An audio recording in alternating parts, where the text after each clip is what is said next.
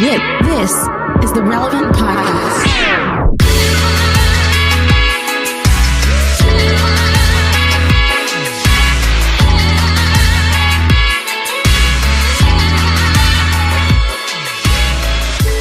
It's Tuesday, November 9th, 2021, and it's the Relevant Podcast here in Orlando. I'm your host, Cameron Strang, and joining me from Loverland, Virginia, is Jesse Carey. Hello, hello. From Nashville, Tennessee, artist, producer, mogul, Derek Miner. And once again, joining us for the very busy Jamie Ivey is Relevant's associate editor, downtown Emily Brown. Hey, Emily. Hey, y'all. Okay, we have a great show for you today. Coming up later, Bethel Music's Jenn Johnson joins us.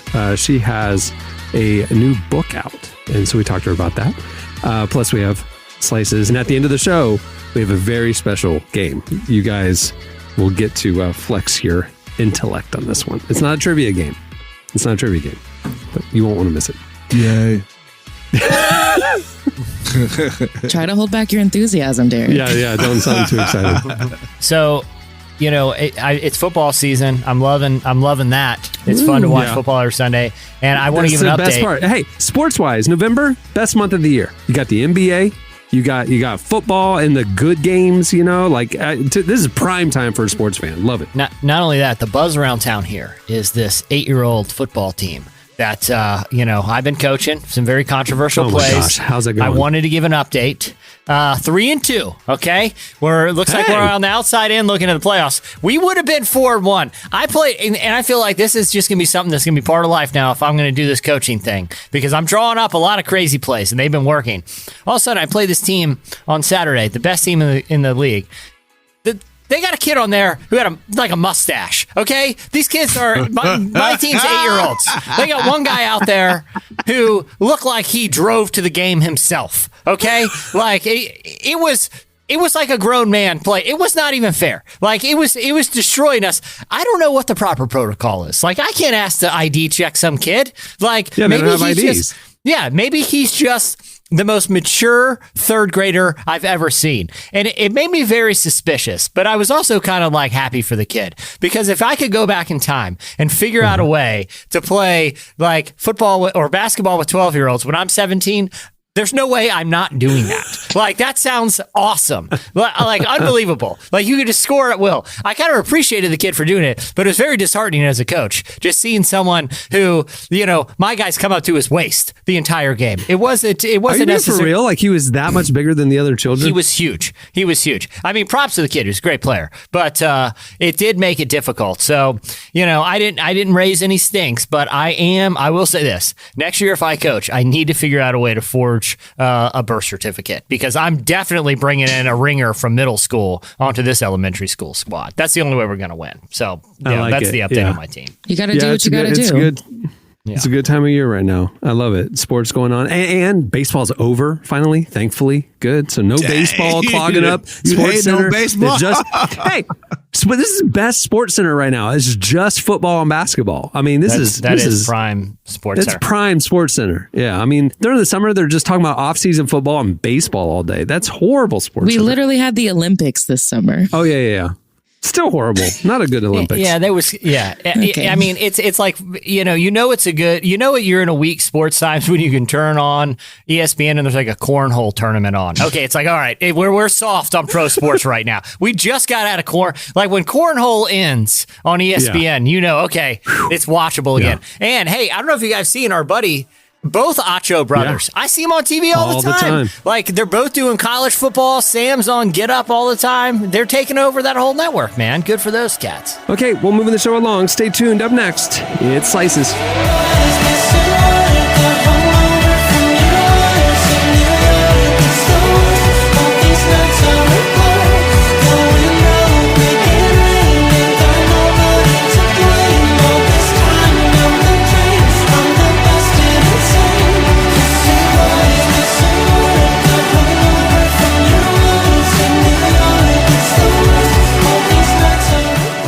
You're listening to Hippocampus. The song is Boys. Well, today's show is brought to you by UHSM. Are you tired of rising costs of healthcare? we are too, which is why we're glad that there's UHSM. Unite Health Share Ministries. UHSM is a Christian health sharing ministry that will put your health first. Health sharing is not insurance. Their programs at UHSM are member-based fellowships where faithful people can take charge of their own health care. Please call them today at 1-800-900-8476 or visit their website at uhsm.org to find out more. Again, that's 800-900-8476 or visit their website at uhsm.org. Okay, it's time for... What do you have, Jesse? All right, I have a slice. I just got to say, I miss billiards. I miss billiards when that was on like ESPN too. And the reason is because every billiards player, men or women, they always dress like they walk off the set of John Wick. Like they were always wearing sweet, like black dress shirts and black tight pants. Billiards had its own style, man. And it's really sad that it's not on ESPN anymore. Do you guys remember that when billiards? I think you were the only person to ever say that they miss billiards. No, hey, I'm with you. I played all last week at that cabin we were at. They had a pool table, and my kid got bit by the billiards bug and made me literally play 50 times a day with him. Yeah. And so we're sitting here like, we got good. I'm into pool now, and I don't know where to go. Like, I'm not going to take my kid to some seedy pool hall. You know, like, where do you go to play pool if you don't have a table at your house? You know I think he's ready, man. I think you need to raise up a ringer. Seedy pool hall? I think teach him how to hustle. Yeah, I think he needs to teach him how to hustle. I remember a couple. I think there were. This is going to date me, but just in nostalgic TV trivia, I think there were 2 different episodes of Family Matters back in the day where Eddie Winslow was getting hustled at pool halls and had to learn a tough life lesson. I know for a fact there was an episode because I looked it up years ago. It's called Fast. There's a Fresh Prince episode too. Eddie Winslow. Fresh Prince did that. That was like back in the day with 90s sitcoms. It was like the 3 main lessons they want to teach you is like, don't drink and drive, listen to your parents, and avoid getting hustled at pool halls. How many times has that happened to people? Like, why is that a staple of after school specials? Like, stay away from hustlers at pool halls. All to say, Cameron Cohen could be the kid that all those TV shows were warning us about. He could be the cool pool hall hustler. I love it. All right, so what's your slice? Okay. So I don't know. This has been talked about for a long time now. For I don't know, for as long as I can remember reading the news, people have been worried about something called the Great Pacific Garbage Patch, and essentially it's this area of the Pacific Ocean off the coast of about mid California that's twice the size of Texas, where just the way that global currents work, anything that or a lot of stuff that ends up in, whether it's rivers or runoff or kind of just stuff that is picked up off the beach or dumped off boats, eventually, just the way the currents work, a lot of it, especially kind of the heavier plastics, end up in this kind of spinning vortex out in the Pacific Ocean. It's a big problem. Right. It's like it turns into like almost like an island or something. Yeah, exactly. Right? Yeah. Okay. And so, there has been really no solution to get this cleaned up for a long time. Well, there's been a pretty big breakthrough in recent. So right now they say that there are approximately 88,000 tons of plastic. That is 1.8 trillion pieces of plastic in the Great Pacific Garbage Patch, and it's being added to. But what's like the context for that? Like, how big is that? Like, I don't understand. You know what I mean? So it is. Imagine the state double the size of the state of Texas, or if you're listening from Europe, it's 4 times the nation of France. So massive, hundreds and hundreds of square miles. What? Large. Yeah. Wait. So could you see it from like like satellite and stuff? Like, you see it? Well, or is it just like that's how much stuff is just collectively in the ocean? Yeah, no. That's in the Great Pacific Garbage Patch. But the problem with seeing it from a satellite is a lot of it is just below the surface. So if you're looking at it from a satellite, you would still kind of see like reflections from the sun, or like if the wind is blowing the water, it's kind of difficult to see from the air because, like I said, a lot of it is but below the surface, it's just trash all the way down for, like I said, twice the size of Texas. So see, that's kind of an allegory for me. Like, I look fine on the outside, but just under the surface, it's all trash. Oh, so. wow. I got deep. Darn. Listen, I may look normal, but I'm nothing but 1.8 trillion pieces of plastic. Just trash. Trash, just plastic. Complete trash on the inside. That's all. So this past week, a group called the Ocean Cleanup, which is a nonprofit, made a big announcement that they have developed this new technology that they call it Jenny. And I don't know why they named it Jenny. I couldn't, as much as I looked for it, I couldn't find the reason. But it's not a bad name. A very non-threatening name. Like, Jenny's out there. I've never met a Jenny who hasn't been like, I'm happy to see Jenny. But they have this kind of technology that they're calling. Now I'm thinking through all the Jennies I know of. Like, you're right. I can't think of any negative Jenny experiences. Jennies are pretty affable, most of them. I might be alone on that one. Oh, you have a bad Jenny? I want to take a time out for the slice. Emily, it's time for your bad Jenny story. Clark, give us the jingle for bad Jenny story. Go. There's clearly a Jenny story. Jenny suck. This girl I went to high school with. She's fine. Okay. So basically how this works is it's this large sort of like net contraption, but it has special kind of channels built in that'll actually direct marine life so they don't get caught in the net. But essentially what they do is they put one end on a boat and put the other end on another boat and kind of create this giant sort of view that just collects huge pieces so it creates sort of this huge sort of like net effect that they can drag behind two boats. So just imagine like half of a net being dragged through the water, picking up trash, but with special channels so fish and wildlife don't get caught in there.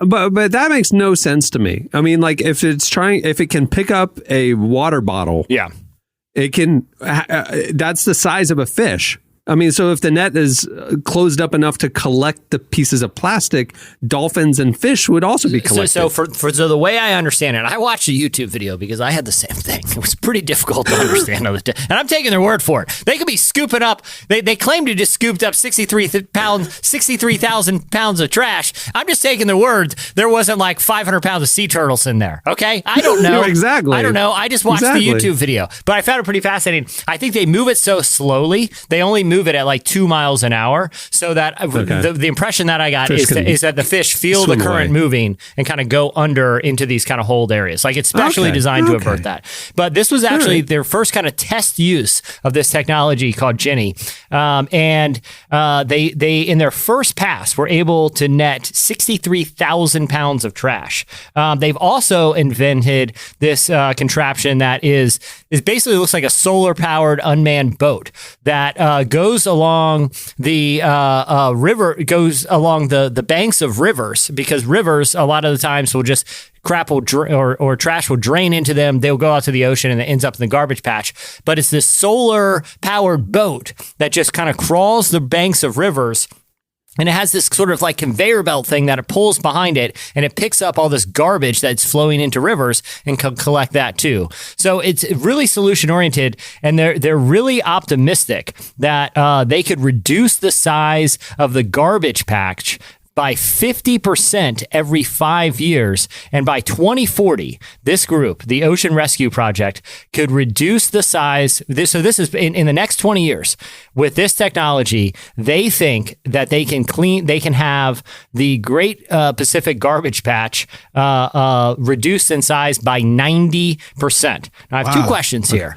Why didn't they? I have a couple. Why didn't they just say, "Hey, by the year 2045, we'll have it done by 100%. Like, why tell us the 90% date? If you're going to tell us that far out, why not just give us 100? You said how this garbage patch in the Pacific you said 1.3 trillion tons? Yeah. Okay. No. 1.8 trillion pieces, 88,000 tons. Oh, 88,000 tons. Sheesh. Okay. And then, so 88,000 tons, and their first day or their first attempt, they got 30 tons, 62,000 pounds. Yeah, but they did know that the first pass wasn't for volume; it was for like testing functionality and stuff. So there's two factors here. Number one, if they kept that pace up, that's 3,000 days they would need to do 3,000 days. but that would be no more plastic being added. Yeah. So that's my thing is like, this is a perpetual thing where like, we're still dumping plastic into the ocean every day. That's true. So how will it ever be solved? Well, and that's true. That's why they said they're hoping by 90% reduction by 2040, because you get the idea that they're going to employ more of these kind of ginny nets around the whole thing and really kind of lock it in. But here's what I found most fascinating, because like, this is encouraging news. This is the type of stuff that makes you feel good about the world. Like things are getting a little bit better. And so they kept quoting the individual who's in charge of the project, who's the founder of the nonprofit that invented this technology. It's called the Ocean Cleanup. It's a Norwegian gentleman named Brian Slot. Now, or Slat. I don't know how you pronounce it. It's Nordic. But either way, the kid, this guy he's like 27 years old, and he's got this giant operation cleaning up the ocean. He founded this organization at the age of 18 in 2013. At the age of 18, this guy founded an organization that within a decade is pulling tens of thousands of pounds of garbage out of the Pacific Ocean. And an 18-year-old launched an organization that now has a plan to almost eliminate the Great Pacific Garbage Patch in the next 20 years. It made me feel pretty bad about my life accomplishments. It's like, good Lord, Brian Slat. Like, why couldn't you have been like in your 40s or something? You hatched a plan to eliminate a garbage pile that's twice the size of Texas as a teenager? It really made me sad for my own accomplishments. But good on you. Good on you. This new generation, man. Project. Yeah. You. Get him. Go get him. Do you know what generation Forrest Gump was part of? But he was a boomer, right? No, Gen A.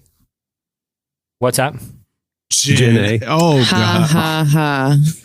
The dad joke generation.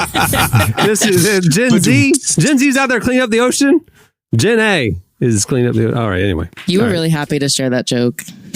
I was, because I was thinking the Jen. Why did he name it Jenny? And I was thinking maybe he's just a big Forrest Gump fan. Hey, real talk. This was all one long setup for that joke. Cameron texted me the story and he told me the punchline. He said, "Get me there." He said, "Yeah." He said, just like last week.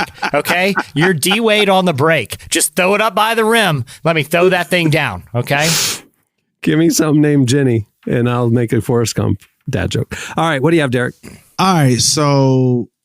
Did you all hear about, I'm sure did we talk about this, that Facebook changed their name from Facebook to Meta? Well, the company. Right. Not the app, but the company is officially changed its name from Facebook to Meta because of the metaverse. The metaverse is, in a sense, it's the online universe where we will be able to be immersed via VR, have meetings and like AR. And AR, right? And we'll be able to have totally submersive meetings like this podcast. We'd be able to do this on set and all those different things. In a virtual environment. Right? So that's kind of scary, but hey, this is where we're headed. Well, some of you, what do you think about that? First off, the last thing that I want is Facebook that's totally submersive and immersive. Like, I don't want any of that. Like, I don't want to be arguing. It'd be like walking into an old Wild West saloon. Everybody's screaming and throwing beer at each other. That sounds pretty fun. Not gonna lie. I've always wanted to be in an old saloon fight. It sounds awful. It sounds like hell. What's that HBO show, Westworld or something? Yeah, that's the metaverse. It sounds like every bad sci-fi movie we've ever watched. Who hasn't wanted to get like an old-fashioned saloon fight where it's more like put your dukes up kind of situation and you grab the bad guy and you just run him down the surface of the bar while they're going like, whoa, whoa, whoa, whoa. And then you swing away on the chandelier. Jesse, I'm just thinking about the stress that people have being on Facebook. And then imagine making it virtual reality. Like, people are already stressed that it's just text. We're just texting each other mad right now. Like imagine making it VR and then people can I just, I don't know. And then I'm thinking, Elon Musk is coming up with the Neuralink thing where you could just link straight to the computer with your brain. I just don't know if this is going to end well, but we have hope in the middle of all of this because there is an algorithmic singer named JC who's going to usher us to Jesus in worship. An AI worship artist. I He's going to be a real thing in the metaverse. He's a real thing in the metaverse. He already got a song out right now. There's a song and out. Guess what, guys? Yeah. It don't sound that much different than the songs that's out already. It doesn't. It doesn't. He has nailed the formula. Like, I'm almost starting to ask, are some of the worship artists actually AI and they just phoning it in already? Well, what confuses me? Let's play a clip. Hold on. Let's play a clip of. This is true. Everything Derek's saying is true. There is an AI worship artist named JC who's releasing music, and the first single is out now. So this is completely AI. Here's a clip of the song. So won't you give me your life for the rest of your life? I wanna have it all with you. I wanna have it all with you. And when you open your eyes, I'll be there by your side. I wanna have it all. That was completely AI generated. No humans involved. Yes. Crazy. Emily, go ahead, because you've been trying to hop in. I know you got the best take. Come on, Emily. Well, okay. I have been laughing, crying because it was so funny to me. But the song, what confuses me, and maybe I just don't understand technology, the voice sounds like a real person. I was expecting the song to sound like a robot, and maybe I'm alone in that. But when you listen, like the song, it's a real person's voice. How does the AI sound like that? I have so many questions. I need a technology person to answer all of my questions. Because for me. even like Alexa and Siri, those voices are humans that have recorded those words, and then it turns it into sentences and stuff. So you're right. Like, who did this JC thing like generate the lyrics and then a human sang it? I don't know. You're right. That is a big question. I mean, you can actually get voiceover, you can actually type in something and have someone do a voiceover. Like have an AI do a voiceover and it sound pretty natural. Hold on. Interesting. I do have like sort of a spiritual thought experiment real quick though. Like, I don't know exactly how this technology, functions, but like hypothetically, if there was an algorithm that was able to like basically scan popular worship songs and use some sort of methodology to look at what are the most rewound parts of that songs or what choruses are repeated the most, whatever kind of metrics they use.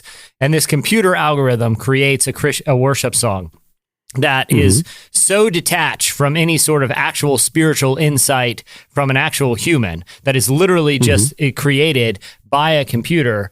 Does that discount the worship experience you would have while performing or singing that song? Like if you felt like... I think it's about your heart and about you singing the words that are coming from you. I mean, so I don't think it matters who wrote the words, does it? Yeah, but that's the question. If these have no human origin, like if this is a robot's projection of what Christian spirituality is, and you adopt that into your spiritual practice, does that create any sort of spiritual conundrum, or am I overthinking it? I don't know. I mean, I could be. No, I'm with you on Jesse, because like it feels very weird that I would like have a spiritual connection through like technology and robot. I'm just not used to that, and apparently that's where the world's moving. So I guess I should get used to it, but it does make me feel uncomfortable. Like listening to the song, it was not a good experience. Because like even if humans used computer tools to write, like the rhyming dictionary or something like that, at least then it's, even though the computer is giving me options, I'm using insight or anointing or prompting to know what to choose, what to write, what I want to say. And you're right. What is the conscious decider or filter if it's all AI? You're right. That's weird. Well, for spiritual content, it's weird. I would put it this way. This is a different way of thinking about it. How many artists don't really even believe what they're singing, but they sing it every morning for a check? Yeah. Ooh. So, I mean, if I guess that's the same, if that person can usher you to Jesus and that emotional feeling, I don't know why AI couldn't. Yeah, that's a good point. Like what is more, is there any difference between disingenuous spiritual lyrics versus ones that are, computer generated? It's an interesting, it's an interesting kind of thought experiment, Yeah. I mean, I don't know. I remember thinking when my grandparents were older and they would be like, man, the world is just changing so fast, and being like, you got to get with the times, grandpa, grandma. Now I'm like, I get it. Yeah. I'm like, I get it. Yeah. I get it. I'm sure they never thought, they'd be seeing AI worship bots, but because, I mean, honestly, you could picture an algorithm where you could say, I want to do a sermon on love. I want to do a sermon on justice. I want to fill in the blank. And you could imagine an algorithm that could go and write a sermon on that. Right. But, is that a healthy spirit? Would that be like a healthy or unhealthy spiritual practice? Or is it kind of an indifferent one? I don't know. But it is interesting to think about because it seems within the realm of technical possibility. And it just makes me wonder, when are we going to get the first like AI pastor? And like, how does that work? Because I'm sure someone's thinking about that. Oh, he's out there. Have you ever met Andy? It's happening. He's Have out you ever there. met Andy Stanley in person? Yo, I would not be shocked if that guy was an AI robot. I've been to the Hall of Presidents at Disney, and Andy Stanley could be up on that stage That's what I'm very easily. Gosh. That's what I'm saying. I'm not saying that's a bad thing. The guy's very polished, but I'm just saying I've sat across the table from him. It would if he peeled off his face and it was like T1000 under there, I'd be like, oh, that's about right. He's a robot pastor. That would not shock me. That's not an insult to him. He's just very polished in it, Yeah. All right, Emily, what do you got? I have just an incredible slice. I do need to read the beginning of this. Is from The Independent. Okay. This is the intro. A very British pet parrot named Nigel has been reunited with his owner after disappearing 4 years ago, but he now speaks Spanish. So, yes, a lot to unpack. So let's just get into it. The parrot's name is Nigel. Let's get it. Nigel is a gray African parrot, and he flew away from his home in California, but his owner is British. And so, parrots, quote unquote, speak. I still don't get that personally, but that's fine. And he left 4 years ago, has now returned. And apparently he now is in African gray. Yes. Okay. They do speak. There's certain parrots that just mimic. African grays understand language. They learn words and the meaning of words and then craft thoughts using the words that they know. It's language. It's speaking. So they're not just like parrot. That's great. Yeah. That's insane. Yeah. They're very intelligent. They're very Andy intelligent. Stanley's church had one preach a sermon one Sunday. Oh my gosh. It was a good That one. parrot heard 1,700 Andy Stanley sermons and then distilled them down to an original sermon spoken by the AI parrot. Yeah. It's so moving. Okay, yeah. So now the owner 43 has said people came to the Lord that day. Just don't He discount it. conflated crackers with manna, but we'll give him a pass. That was, it was still pretty good. There's a you bit know? of a language barrier. So we get it. It was. Oh my goodness. All right, finish it. Okay, so the bird is back. So Nigel the bird is now back, but apparently he speaks Spanish and his name is Larry. So I ain't mad at it. This owner fully believes that this is his parrot, Nigel. He said that when he saw him, he just knew. And okay, I personally hate birds. We won't get into that. We'll save that for another podcast. But I don't know how people can look at a bird and say, oh, that's my bird. They look the same. I don't know if anyone would debate me on that, but I don't know how you can just look at a bird and know that it's your bird.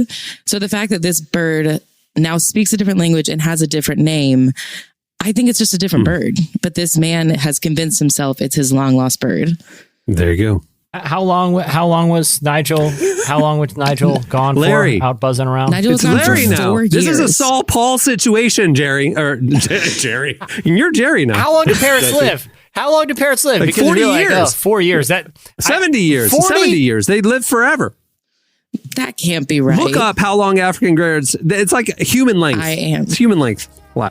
This is a Saul Paul situation. He left as Saul. He came back as Paul, a Spanish-speaking Larry. All right. Well, there's a lot more where that came from. Go check out Slices at the website. That'll do it for Slices. Stay tuned. Up next, Jenn Johnson joins us.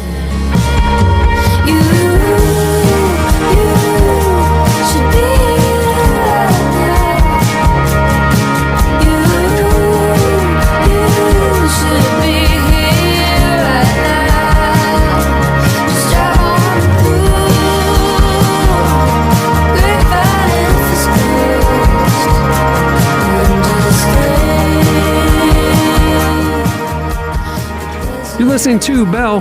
The song is Mason Jar. Now, what's funny is Bell, all caps, B-E-L. Mason Jar, all lowercase. See what they did there? They're capitalization snobs. They're messing with it. I like it. Well, today's show is brought to you by BetterHelp. Is something preventing you from being happy or achieving your goals or keeping you from experiencing peace? With the heaviness of all that's happening in our world, it can be difficult to find purpose and joy sometimes, and that's why there's BetterHelp. BetterHelp will assess your needs and match you with your own licensed professional therapist. You connect in a safe and private online environment. You can start communicating in under 24 hours. You'll get timely and thoughtful responses. Plus, you can schedule weekly video or phone sessions. To top it all off, BetterHelp is more affordable than traditional offline counseling, and financial aid is available. We want you to start living a happier life today. So as a Relevant Podcast listener, you'll get 10% off your first month by visiting betterhelp.com/relevant. Join over 1 million people taking charge of their mental health. Again, that's BetterHelp, HELP.com/relevant. Well, our guest today is Jenn Johnson. She's a worship leader and the co-founder of Bethel Music. Jenn and her husband, Brian, have led worship in churches all over the globe for over 20 years. Well, she's also publishing her first book, All Things Lovely, Inspiring Health and Wholeness in Your Home, Heart, and Community. She sat down with our very own downtown Emily Brown to discuss how we can pursue a holistic lifestyle and why it's more important to take care of our internal and external surroundings. Here's our conversation with Jenn Johnson.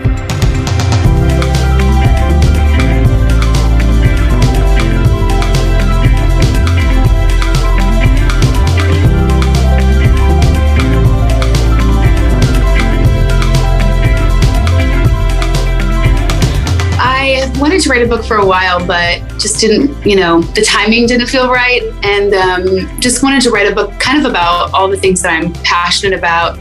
Ultimately, just with the goal to lead people to Jesus and living a healthy Christian life connected to God. So as I started to write it, I knew that I don't like to read. It's just not my favorite, and I love pictures. So I knew that I wanted to do a picture book. And I happen to have a best friend who is an insanely gifted photographer.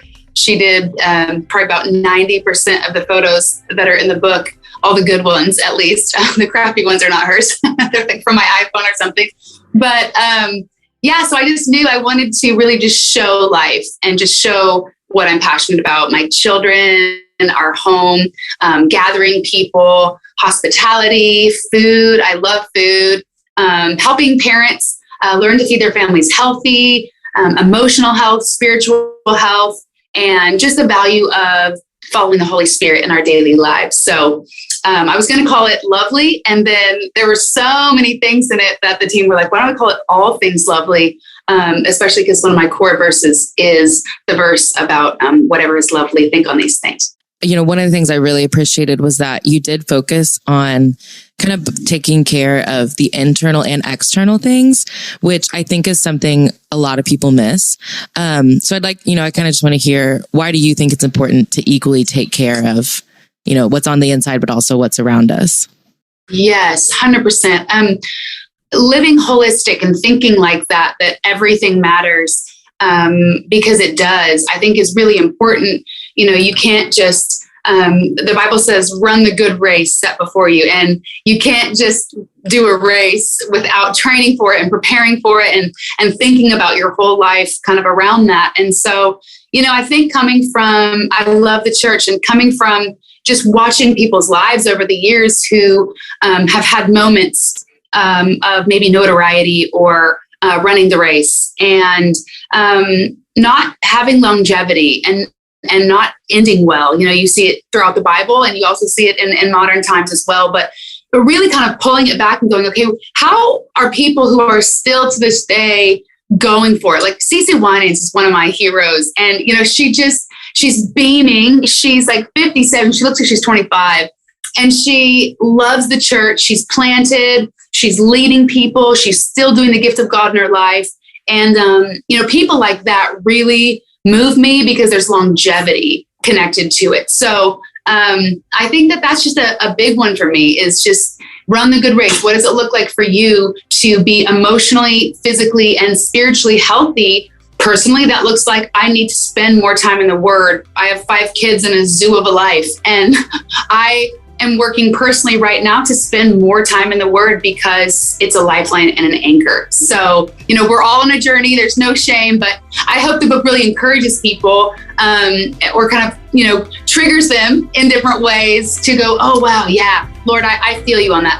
I need to get healthier in that area of my life, and that they lean into his leading to get healthier.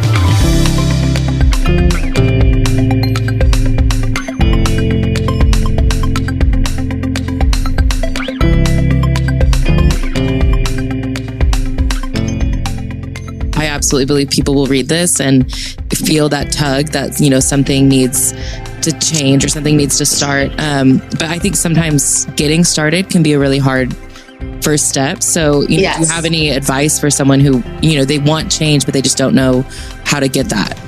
Yes, absolutely. Isn't that the real struggle?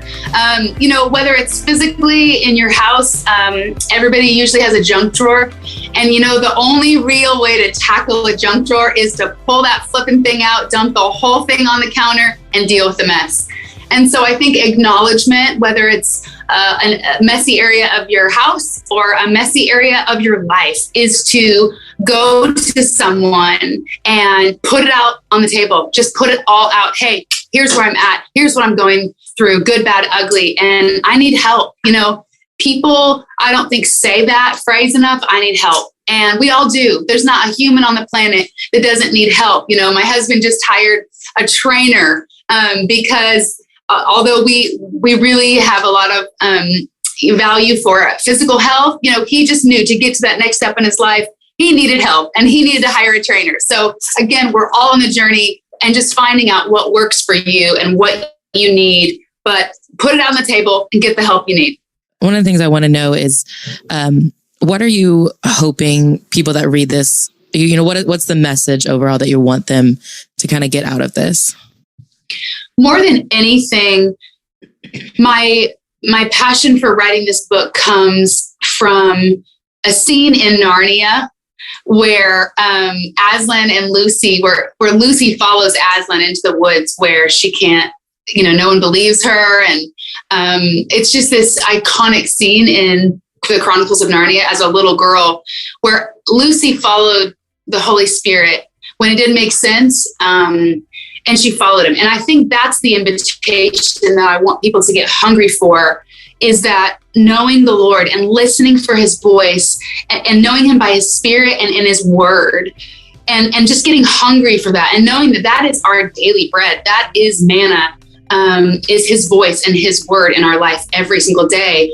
And it centers us and it focuses us. And worship is around that. When we worship, it just not only tells God who he is, but we become like him, which is his heart for us, that he, as a father, that we would. So that is my ultimate goal in this book, that we would live healthy and connected to God on a deep level on a daily basis.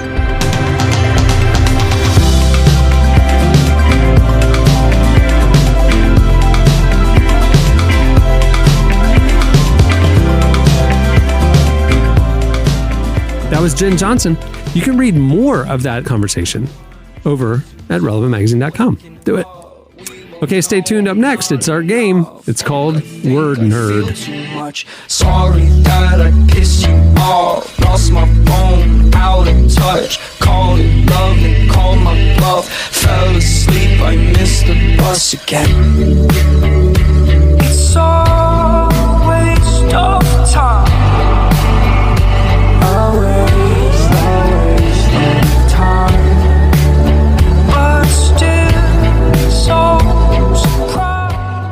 You're listening to Luke Wild. The song is Pack a Punch.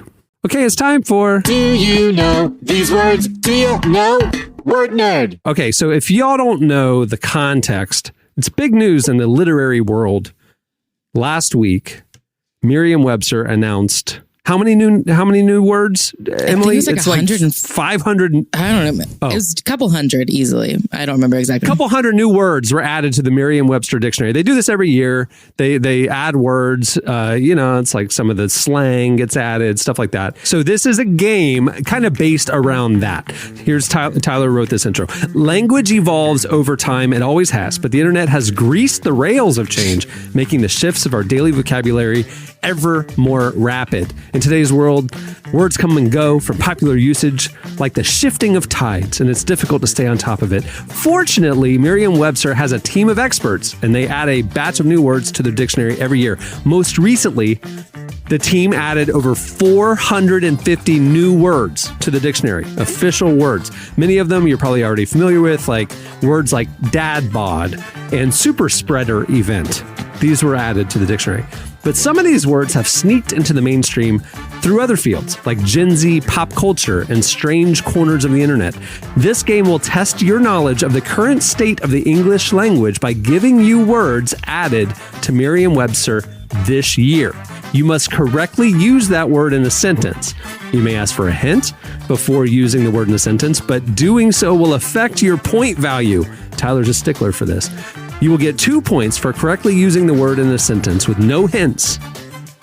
You will get 1 point for correctly using it in a sentence with the hint, and you will get no points if you use the word incorrectly in a sentence. You guys got it? Got it. All right, here we go. Emily, you're the word person. You're up first. Okay. The word, this is one word, copy pasta.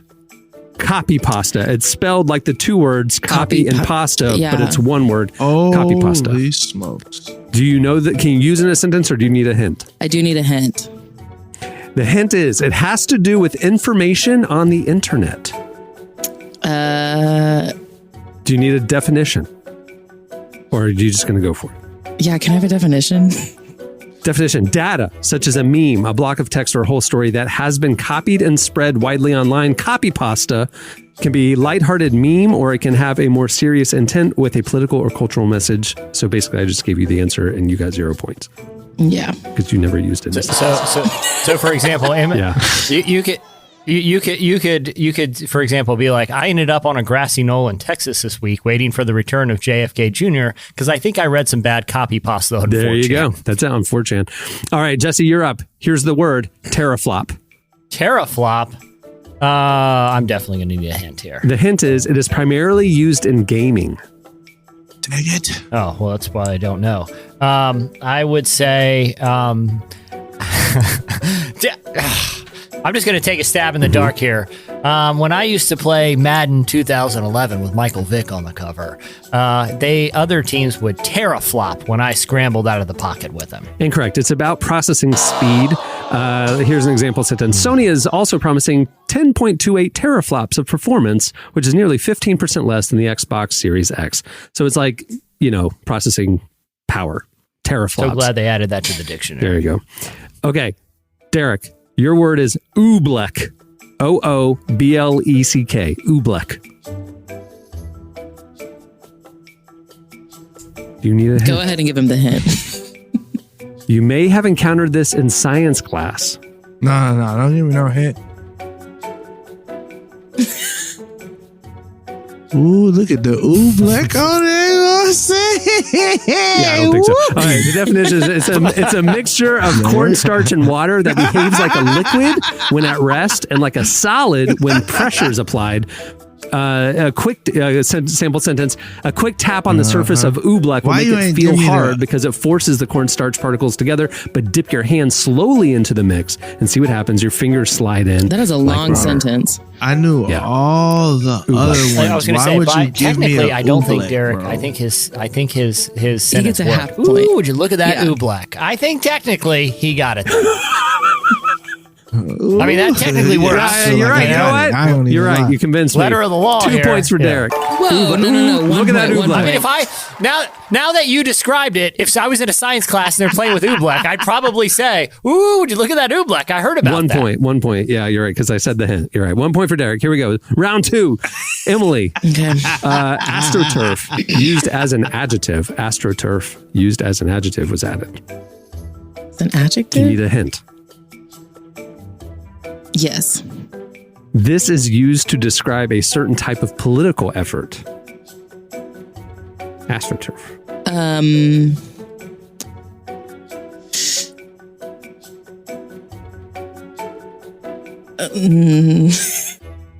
I don't know. Okay, the answer is everything. falsely made to appear grassroots. Falsely made to appear grassroots. So it's like fake grass, not real grassroots. Yeah. It's fake grassroots. His sample sentence: turns out that billionaires bankrolled the AstroTurf backlash against critical race theory in education. Yeah, I would not come So up with that billionaires sentence. bankrolling the AstroTurf backlash. It's not real, authentic grassroots backlash. It was conjured up. All right, Jesse, Ghost Kitchen. Oh, I ordered a delicious pizza from a new restaurant in town that turned out to just be a ghost kitchen of a rundown Chuck E. Cheese during the pandemic. Well, not a rundown Chuck E. that Cheese. it? It's for these delivery services. You're close. I mean, you probably got it. It's a restaurant that is only a kitchen and doesn't serve actual customers. It's only made for delivery services. So you can have like an Outback the only Steakhouse that's a ghost kitchen, and it'll deliver Outback, but it's not a place you can visit. The only reason I said Chuck E. Cheese because there was a story during the pandemic of someone who opened up their like Yelp or Uber Eats or whatever, and it was like, oh, new pizza place, and they ordered it, and it was like, hey, this isn't bad pizza. They looked at the map, and it was actually the delivery service of Chuck E. Cheese that just rebranded for people to pick up pizza from the restaurant. Which, hey, we gotta hustling out there, Chuck E. Cheese. Appreciate it. All right, Derek, you're up. This is in your lane a little bit. Otaku. OTAKU. Otaku. You keep giving Derek the really weird ones. Bruh, I Do you need a swear. Did you see the latest Naruto? He was tearing up some otaku. No, it's a pop culture term about a certain kind of fandom, a person having an intense or obsessive interest, especially in the fields of anime and manga, often used before another noun. So anthropomorphism is very common in otaku subcultures. You were actually really close. So there you go. It's close. Close. All right, last round. Here we go. Emily, you are up. Blank check company. Can I have a hint? This business term is as shady as it sounds. Blank check company. Can I phone a friend? The definition. Yeah. You're giving up. You're 0 for 3. Yeah, I'm not winning this. A corporate shell set up by investors for the sole purpose of raising money through an IPO to acquire another business yet to be determined. So it's a fake company, blank check. It's just being created to go buy. I would not have guessed that. So there you go. Jesse, yours is sapiosexual. Sapiosexual. I feel like whatever I answer could get me in trouble. Tread here. lightly, my brother. This is a real word added to the Merriam-Webster dictionary this year. All right, Yeah, I'm gonna sapiosexual. definitely need a hint so I don't say The hint anything is you that- probably have this certain type of romantic attraction. I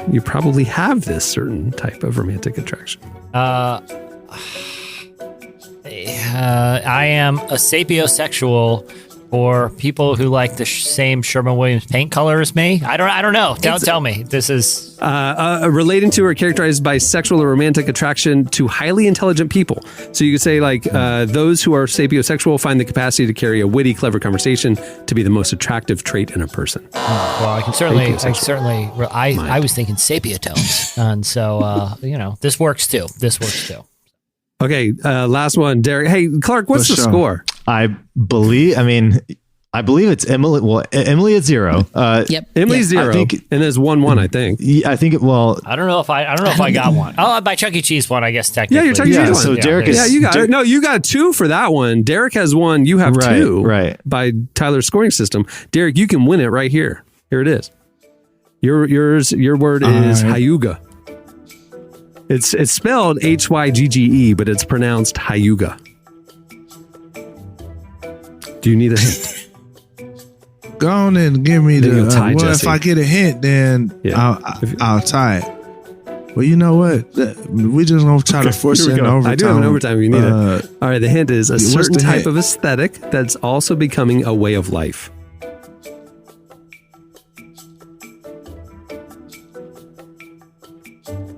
A certain type of aesthetic that's also Hyuga. becoming a way of life. Did you hear about Tyler? He was out there on his Hyuga. No, it's a definition is a cozy quality that makes a person feel content and comfortable. A sentence would be like, I believe now in the midst of the pandemic is a perfect time for people to embody Hyuga by focusing on the present moment, spending quality time with people who make them happy, finding peace. Yeah, he was on his Hyuga. You know what? I'll give it to you. Tied up 2-2. Here's the overtime. Jesse, fourth trimester. This is added to the Merriam-Webster's dictionary this year. It's really hard to get some sleep because my newborn is on the fourth trimester and is basically still a baby. Or it's basically still the fetus. Kind of. I mean, I think here's the thing. Here's the definition. The 3-month period immediately following birth in which the mother typically recovers from childbirth and adjusts to caring for her infant. So you're talking about a thing that happened in those first 3 months with your newborn. That's the fourth trimester is what they're calling it. I think that counts, yeah. I'll take it. All right. Watch yourself. I think that's Derek. a 2-pointer. Let's see if I can BS my way to all right, here we go. Point. He got 2, though. He didn't even get a hint. Here's yours, Derek. Here it is. Halotherapy.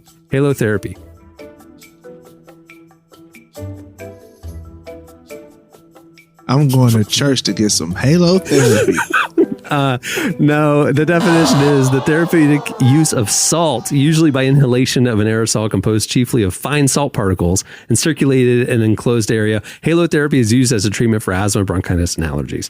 There's, those salt rooms. I go to a church where JFK Jr. did not come back and everybody was salty. So hard to argue with that. You know what? It's hard to argue with it. I don't know if they're a big thing where you're at, but there's salt rooms all over my city, and you just go sit in a chair and that's halotherapy. But yeah. All right. Well, that'll do it for. Do you know these words? Do you know? Word nerd. Congratulations, Jesse. You're a master of words. I'm just glad to be here. That's all I feel. Well, many thanks to Jenn Johnson for joining us today. You can order her new book, All Things Lovely. It comes out today. Go check it out. Also, check out the faith section at relevantmagazine.com, and there you will find our daily devotional series, Deeper Walk, which is presented by our friends at Lumo. There's a morning devotional every weekday, and you can also sign up for the Deeper Walk newsletter to get it delivered to your inbox. Also, check out the fall issue of Relevant. It's available at the site as well. Just click on the magazine tab, and it's an amazing collection of features featuring Jessica Chastain, Jennifer Hudson. The list goes on and on. It's an amazing group of content, and it's available ad-free and for free thanks to our presenting sponsor, UHSM. Go check it out. Also, make sure to follow Relevant on the socials. We're on Facebook, Twitter, and Instagram all day, every day, pumping out new content. It's a great way to keep in touch with everything that's going on. Okay, on that note, we will wrap it. I'm Cameron Strang. I'm Jesse Carey. I'm Emily Brown. I'm Derek Miner. And we will see you on Friday. Have a great week, everyone.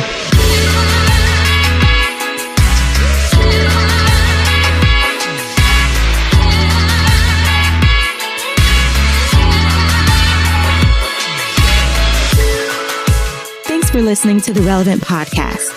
Check out our features, interviews, and news updates every day at relevantmagazine.com.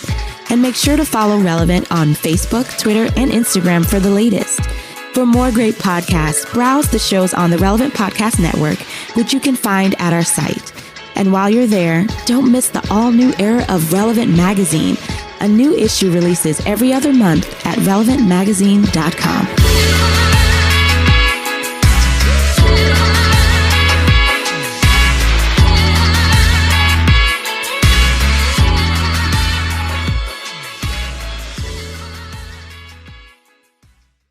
Ooh, would you look at that? Ooh, black.